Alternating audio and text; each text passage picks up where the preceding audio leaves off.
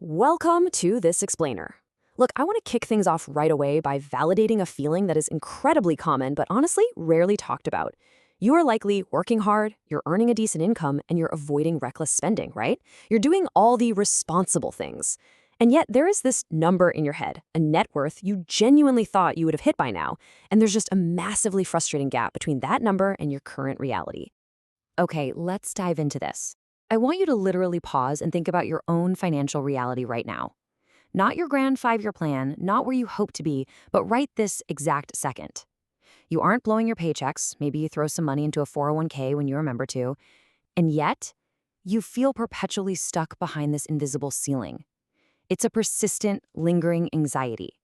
Well, let me tell you, you are absolutely not alone. Most middle-class families live in that exact gap permanently. But why? Section 1. The unseen wealth gap. The very first myth we need to completely shatter is what actually causes this gap. Because, spoiler alert, it has absolutely nothing to do with your income level. It has nothing to do with sheer discipline, and it certainly doesn't mean you aren't smart or aren't putting in the hours at work.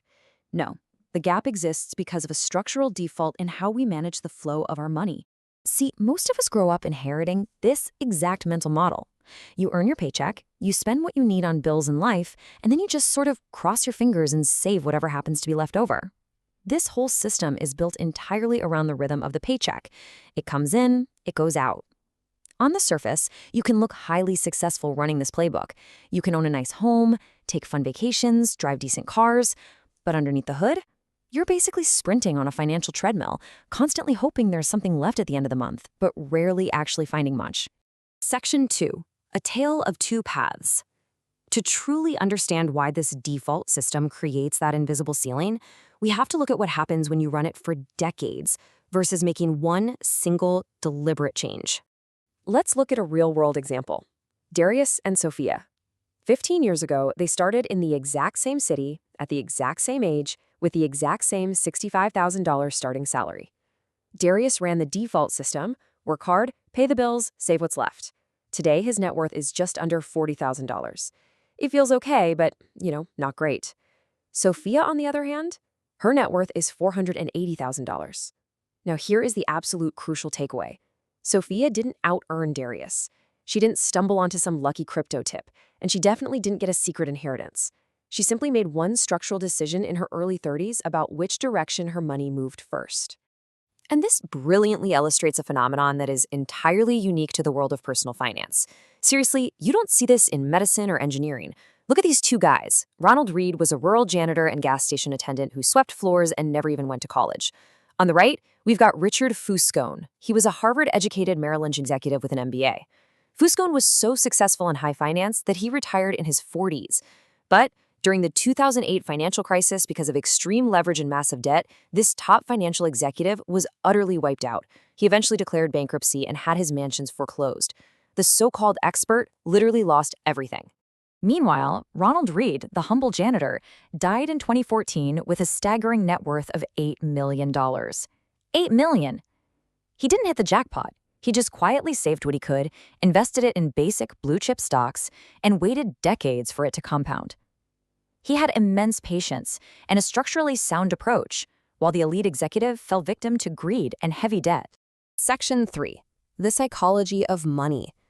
So how on earth is it possible that a rural janitor can massively outperform one of the world's top financial executives?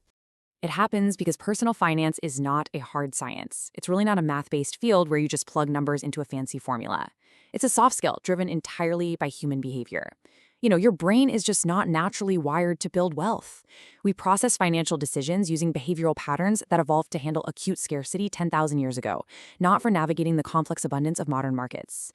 A genius who loses control of their emotions can be an absolute financial disaster, while an ordinary person with solid behavior can build incredible wealth. This is exactly why no one is crazy when it comes to money. Everyone makes decisions that make complete logical sense to them at the time, because we all anchor our views to our own deeply personal experiences. Like, if you grew up during a roaring stock market boom, you're going to view risk very differently than someone who grew up during a massive depression. Your personal experiences make up a microscopic 0.000001% of global history, but they dictate almost 80% of how you passionately believe the world works. Section 4. The present bias trap.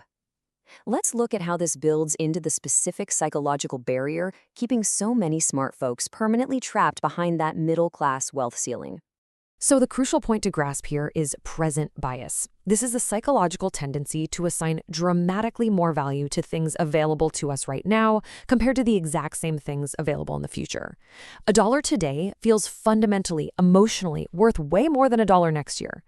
Because of this evolutionary wiring, saving money always feels like an immediate, painful sacrifice, while the reward of retirement feels super distant and abstract. Your brain weights them unequally every single time. And when you combine that present bias with the old default system of saving what's left, you trigger a deadly financial trap: lifestyle inflation. If you leave your money just sitting in your checking account, your lifestyle will predictably expand to consume that income right down to zero. Every raise you get, your expenses quietly tick upward. You buy slightly nicer groceries, you go out a bit more, you spend down to zero, and that gap between your hard work and your wealth, it never ever gets wider. Section 5. Paying yourself first. All right, let's pivot to the actionable solution here. To break through the invisible wealth ceiling, you have to completely redesign things. We're talking about reverse budgeting. Paying yourself first flips the default system entirely upside down. Instead of earning, spending, and saving what's left, you earn, invest, and then spend what is left. It means building a system where the absolute first thing your money does before a single bill is paid or a single grocery is bought is go to work for you. Implementing this comes down to 3 incredibly simple but profoundly effective steps. First, decide on a percentage, not a flat dollar amount. A percentage is powerful because it scales automatically as you earn more. 10 to 15% is a fantastic baseline. Second, automate the transfer. Seriously, you have to completely remove future you from the decision-making process. And 3, leave it alone. The market will dip, your present bias will scream at you to pull the cash out, but don't. Staying the course is almost always the right move. You want to seamlessly redirect this money into automated investment and savings vehicles. This could be a 401k coming straight out of your paycheck before you even see it, an IRA, or a high-yield savings account. Honestly, the specific type of account matters a bit less in the beginning than the simple fact that the money leaves your highly visible checking account immediately. Out of sight, out of mind, just compounding quietly in the background. Now, what's really interesting about this is the psychological magic that happens next. When a system replaces your willpower and the money moves before you even log in to see it, your lifestyle just naturally and painlessly adjusts to a newly capped spending ceiling. Because the money isn't sitting there, you really don't miss it. Suddenly, lifestyle inflation hits a brick wall, and your wealth grows automatically, completely independent of your mood, your stress levels, or your flawed human willpower. Think back to Sophia from earlier. She didn't out-discipline Darius, she out-designed him. She built a structural commitment device. Relying on sheer willpower against our natural evolutionary present bias is a losing battle. Willpower loses every time. The system wins. So the question I'll leave you with today is this. Are you still trusting your financial future to flawed human willpower? Or are you ready to build an automated wealth system?